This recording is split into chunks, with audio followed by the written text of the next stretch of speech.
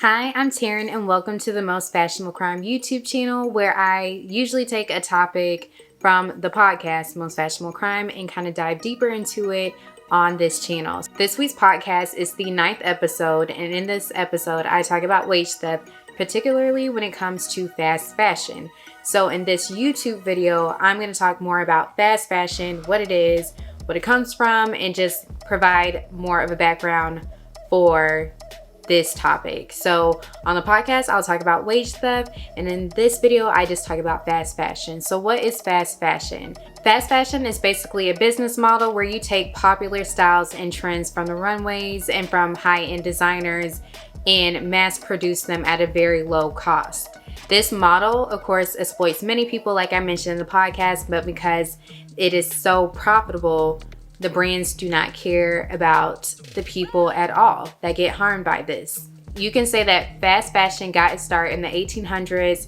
Around this time, it was the Industrial Revolution, and the first mechanical sewing machine was patented by a French tailor in 1830. With these advancements, clothes were available to be mass-produced and ready-made. Usually, clothes had to be taken to a dressmaker or just sewn at home. So when it comes to a dressmaker, maybe you would take a pattern to a store or bring some fabric and they would make a dress for you. This was popular amongst the middle class and up, where they would just get clothes made custom to fit their bodies.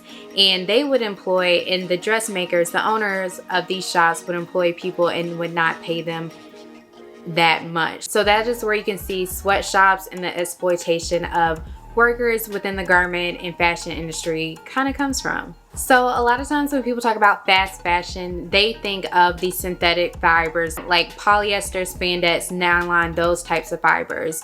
So of course, those fibers, since they are synthetic, are not easily broken down, which is why we see so much talk about the effect of fast fashion on the environment. I will put a link in the description box that talks about fast fashion and where those overproduced clothes end up, because it's honestly very insightful and very sad to see. So also when it comes to the synthetic fibers, usually those are not good quality. They can be good quality, but since they're producing this at a low cost, likely is not going to be good quality. And also when it comes to how the clothes are created and made, they're not going to be the best construction, because one, they're not paying the people to do their best work, and then two, because the cycle is never ending, there is not a good amount of time to actually develop these products into things that will last for more than a season or two. So when you see the quality of these garments, it's not going to be the best quality. And since it's not the best quality, it's harder to reuse the clothes, repurpose them, or even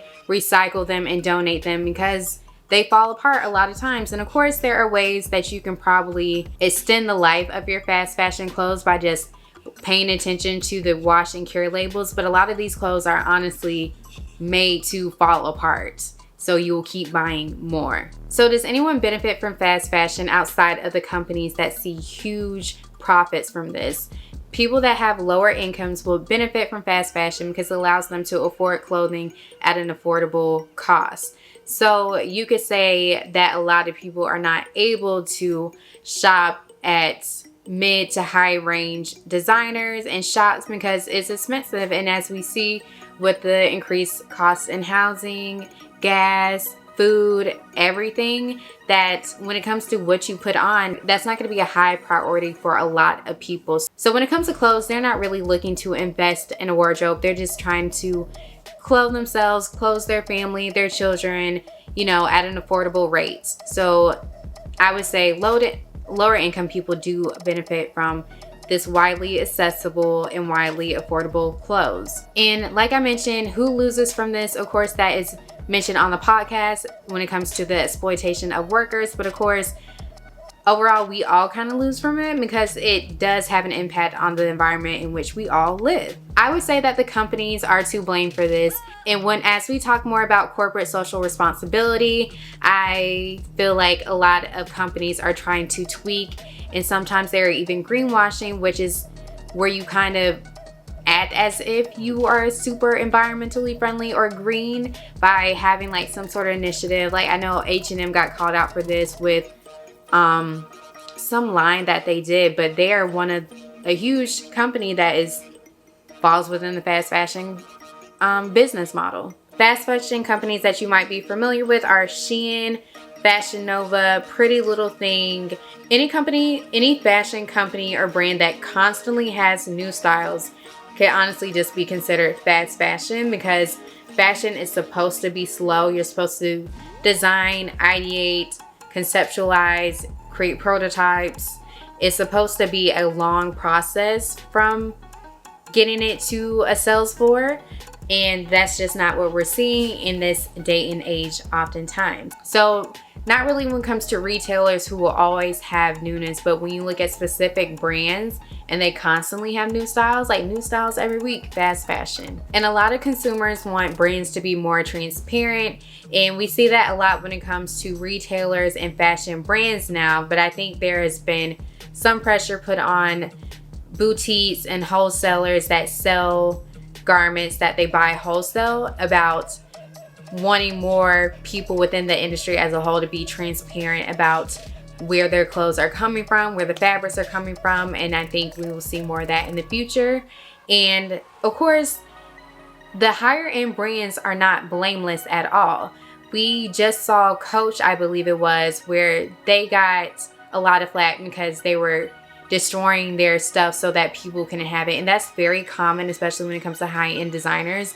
You'll see, well, if you work in the industry, you'll see that instead of samples being sold or donated, they'll be thrown away in the trash.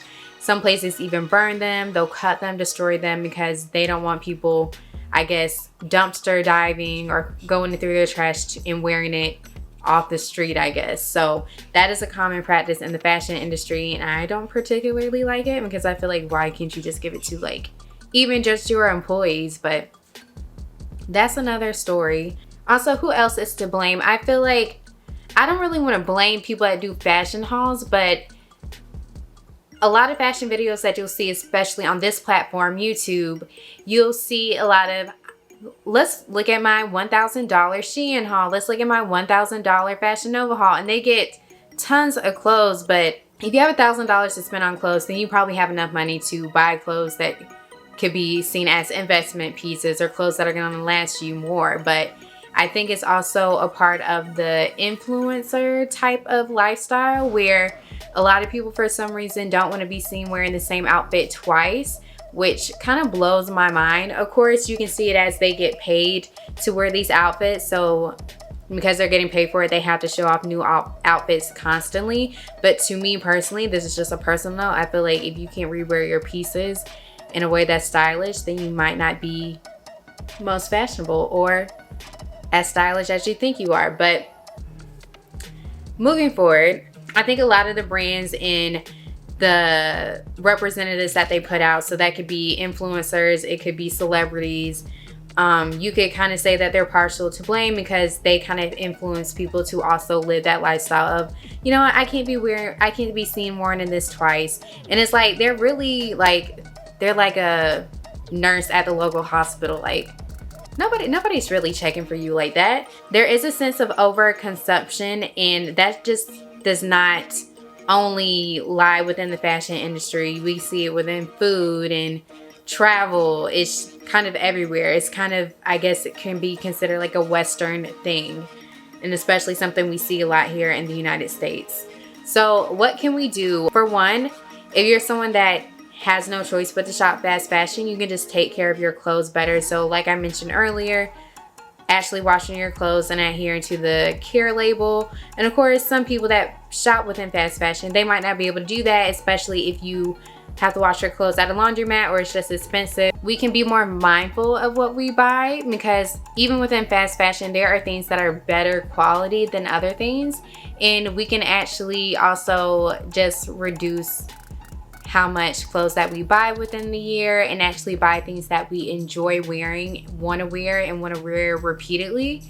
And also, when we do discard clothing, donate it. I know a lot of people have issues with some thrift shops, but there are a lot of group homes in the area. A lot of schools, school districts, and colleges and universities have wardrobe closets for students. I've heard of some colleges even have thrift stores. I would kind of look into local organizations with your areas, group homes, children's homes, seeing if you can get connected with foster homes in order to donate your clothes. And then if you have a lot of career oriented clothes, looking to see if there are any career closets. I know that a lot of shelters will have things like that geared for the people that are temporarily housed there to kind of get back into the workforce. So just look for local areas. I will actually put some local resources for Columbia, South Carolina and Charleston, South Carolina in this video, and maybe even Greenville, Charlotte, and some other areas, and some links to that just in case anyone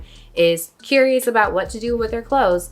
And we can just kind of overall slow down their cycle. Like for instance, what I'm wearing, I've had for years. So, and it still looks good. So thank you so much for watching this video. I hope you enjoyed it. Please make sure to listen to the podcast, sign up for the newsletter, and also like this video and subscribe to the channel. And I'll be back next week for the last video of this season. Thank you so much for watching.